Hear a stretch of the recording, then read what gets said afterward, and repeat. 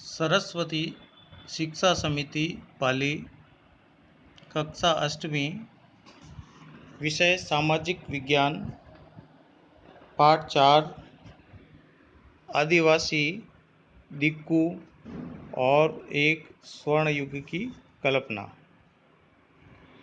इस अध्याय के अध्ययन की और जानकारी हमें ब्रिटिश मानव विज्ञानी वेरियर एल्विन द्वारा लिखित एक रचना नोट्स ऑन द खोट्स से पता चलती है। उन्होंने लिखा है कि इन घुमंतु आदिवासियों की जिंदगी एक खास क्रम और पुरुष व महिलाओं के बीच कार्य के बंटवारे से चलती थी। उस अंग्रेज अधिकारी ने इन आदिवासी समुदायों के बारे में विस्तृत अध्ययन कर अपनी पुस्तक में लिखा है। इस अधिकारी के अनुसार महिलाएं खेतों में घास व बचे कुचे ठूंठों को काटने जाती थी।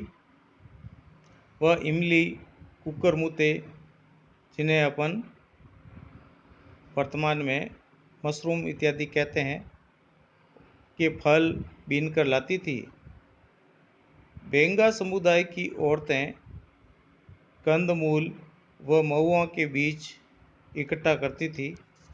पुरुषों का कार्य केवल बड़े पेड़ों को काटने का था। वह चांदनी रात में पुरुष लोग बांस के फंदे बनाकर शिकार करने जाते थे। महिलाएं जंगलों के अंदर अधजली लकड़ियों को जलाने के लिए बीनने जाती थी। जेठ मास में जंगल की साफ की हुई जमीन पर ये आदिवासी बुआई करते थे। आषाढ़ से लेकर भाद्रपद मास तक पुरुष लोग खेतों में काम करते थे और जैसे ही कार्तिक आसुद मास आते उस समय तक खेतों में इनकी फसल पक जाती थी।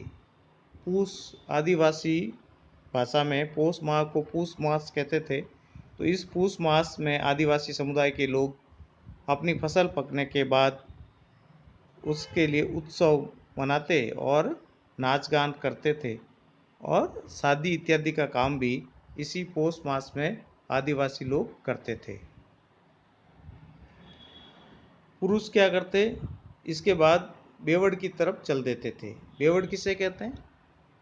मध्य प्रदेश में इन आदिवासी समुदाय के लोग जो घुमंतु खेती करते थे, जैसे आपने पहले पढ़ा था, एक स्थान पर स्थायी न बसकर कुछ समय के लिए खेती करना और फिर 1-2 वर्ष पश्चात उस स्थान को छोड़ देना, दूसरे स्थान पर जाके पुनः खेती करना जंगल को साफ करके। तो इसको मध्य प्रदेश के आदिवासी बेवड़ कहते थे। तो इस प्रकार यह बेवड़ के लिए चल देते थे। इस दौरान शिकार व कंदमूल इकट्ठा करना ही मुख्य कार्य होता था। महिलाएं कंदमूल इकट्ठा करती, पुरुष लोग शिकार करते थे। यह चक्र पहले वर्ष अधिक होता था क्योंकि उस जगह पे जाते तो उस समय खेती होती नहीं थी, तो केवल यह कार्य करते। दूसरे वर्ष शिकार के लिए ज़्यादा समय उनको मिलता क्योंकि खेत साफ हो जाते और उसमें खेती हो जाती, फिर वो शिकार करते। फसल के लिए बुआई कटाई कम हो जाती थी। 19वीं सदी से पहले ही बहुत सारे जनजाति समुदायों के कबीले एक जगह निवास कर खेती करने लगे थे।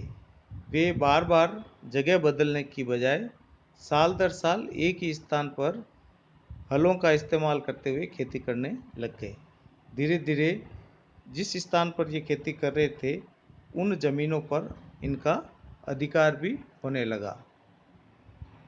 इसी में मुंडा समुदाय, इस समुदाय के अधिकतर लोग कबीले में ही रहते थे और जो ज़मीन जिस पर ये खेती करते उस कबीले की संपत्ति ही मानी जाती थी और कबीले के सभी सदस्यों को जो इस मूल निवासी होते थे यानी जिस स्थान पे ये सभी लोग जाते और ज़मीन साफ करते, जंगल साफ करते, फिर खेती करते, तो वो सभी इसके वंशज कहलाते और इन सभी का उस ज़मीन पर अधिकार भी होता था, सबका बराबर का हक भी होता था।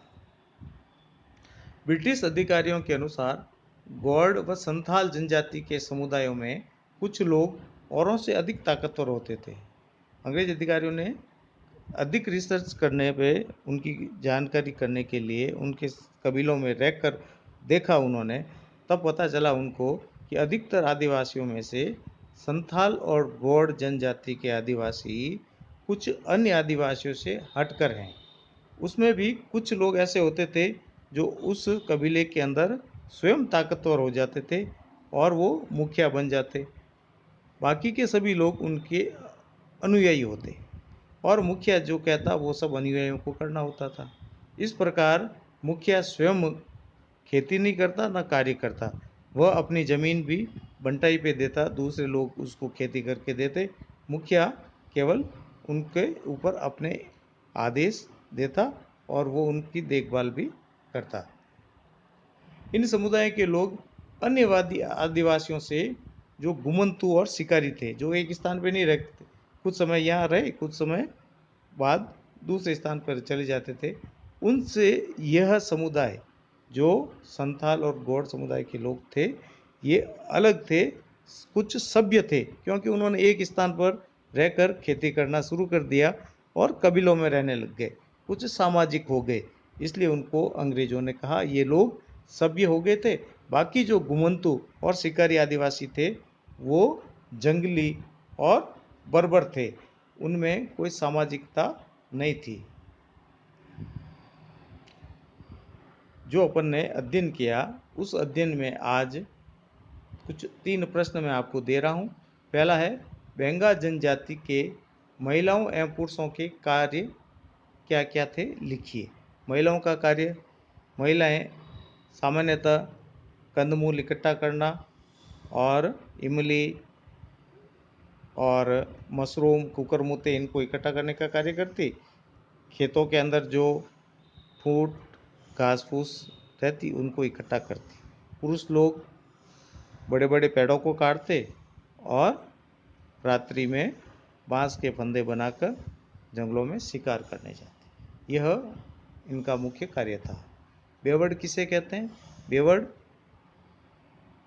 एक स्थान पर खेती न कर कर दूसरे स्थान पर चले जाना और वहाँ पर फिर वापस जाके खेती करना, इस प्रकार की जो घुमंतू खेती करने वाले लोग थे उनको बेवड़ कहते हैं। आदिवासियों में कौन कौन से समुदाय के लोगों को सभ्य माना जाता था? अंग्रेजों के अनुसार गौड़ और संथाल जाति के आदिवासी अन्य आदिवासियों से सभ्य माने जाते थे। धन्यवाद।